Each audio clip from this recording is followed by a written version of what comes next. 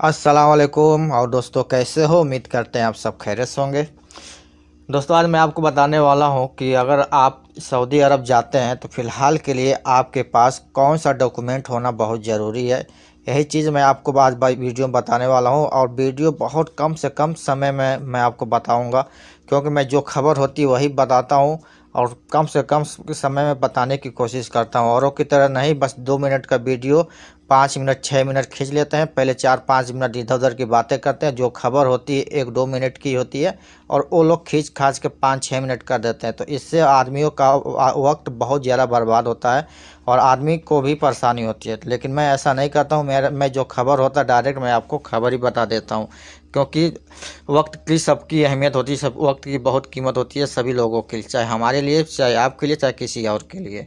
चलिए फिर शुरू करता हूँ और आपको बताते हैं। लेकिन उससे पहले आपसे रिक्वेस्ट है कि अभी से हमारे चैनल को लाइक कर लीजिए। हमारे चैनल को अभी तक सब्सक्राइब नहीं किया तो हमारे चैनल को सब्सक्राइब कर लीजिए और बेल आइकन को ऑल पे सेलेक्ट कर लीजिए, ताकि मैं जो भी वीडियो अपलोड करूँ उसका नोटिफिकेशन आपको सबसे पहले पहुँच सके। सबसे पहले मैं आपको बता देता हूँ कि जब कोरोना का सीज़न चल रहा था, जब कोरोना था ज़्यादातर, अभी भी कोरोना है लेकिन पूरी तरह से ख़त्म नहीं हुआ है। लेकिन चाहे पहले जब कोरोना के टाइम में जब सभी फ़्लाइटें बंद हो गई थी, जब जैसे जैसे फ़्लाइटें खुली तो कौन कौन से डॉक्यूमेंट आपको लगते थे। आपको भी पता कि सब जब कोरोना के टाइम में सऊदी अरब जाने के लिए आपको RT-PCR टेस्ट कराना पड़ता था, रैपिड टेस्ट कराना पड़ता था, तवक्लना पे इम्यून होना पड़ता था, सेहती का डॉक्यूमेंट रखता था। जो लोग छुट्टी से जाते थे उसके लिए सेहती की ज़रूरत पड़ती थी, ठीक है ना। उसके बाद से मुकीम पे अराइवल रजिस्ट्रेशन भी कराना पड़ रहा था। उसके बाद आपका टिकट वगैरह सब कुछ रेडी होने के बाद, सारा डॉक्यूमेंट क्लियर होने के बाद उसके बाद आपको एयरपोर्ट में एंट्री मिलती थी, ठीक है ना। आपको भी पता होगा, अगर आप सफ़र किए होंगे सऊदी अरब में कोरोना के टाइम में, तो आपको भी पता होगा कि कितने डॉक्यूमेंट आपको देना पड़ता था, ठीक है ना। अगर आपने किसी ने किया होगा तो आप कमेंट ज़रूर कीजिएगा, आप ज़रूर बताइएगा कि आप लोग कौन कौन सा डॉक्यूमेंट देकर सऊदी अरब आए थे कोरोना के टाइम में। लेकिन फ़िलहाल में आपको ये सब की कोई ज़रूरत ही नहीं पड़ती है। खास करके आपको रैपिड टेस्ट, RT-PCR टेस्ट, तवक्लना, सेहती, इन चीज़ों की ज़रूरत नहीं पड़ती है फ़िलहाल के लिए आपको।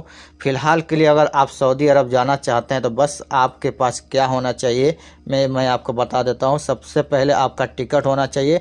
टिकट सही है या गलत है उसका लिंक आपको डिस्क्रिप्शन में मिल जाएगा, वहाँ से जाकर आप चेक कर सकते हैं कि आपका टिकट सही है या गलत है।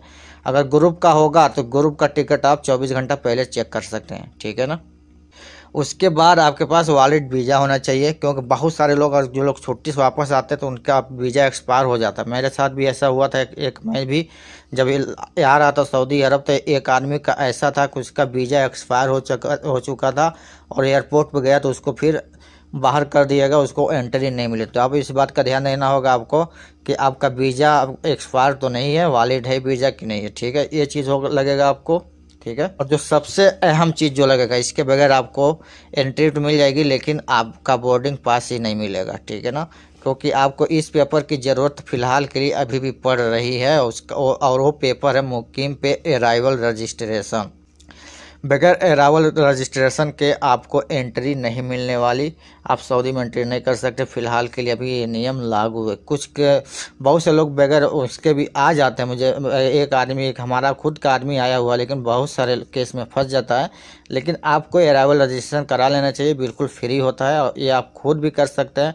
और उसका लिंक आपको नीचे डिस्क्रिप्शन में मिल जाएगा, आप वहाँ से आराम से देख के वीडियो कर सकते हैं। अगर आप करना चाहते हैं खुद तो आप कर सकते हैं, तो नहीं तो एजेंट वैसे ही फ्री में अराइवल रजिस्ट्रेशन बना कर दे देता है।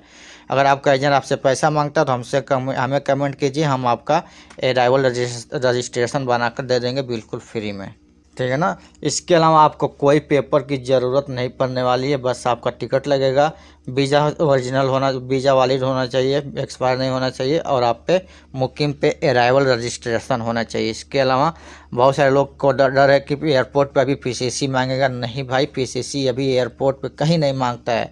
आपको भी पता, बहुत सारे लोग आ भी रहे हैं, बगैर PCC के भी लोग आ रहे हैं। अगर आपको भी इस तरह से आना है तो उसका लिंक भी आपको नीचे डिस्क्रिप्शन में मिल जाएगा, आप वहां से देख सकते हैं, ठीक है ना। लेकिन PCC एयरपोर्ट पे बिल्कुल नहीं लगेगा। पीसीसी का काम बस वीज़ा स्टंपिंग तक है। जैसे मेडिकल का काम वीज़ा स्टंपिंग तक होता है, वैसे पीसीसी का काम बस वीज़ा स्टंपिंग तक ही रहेगा।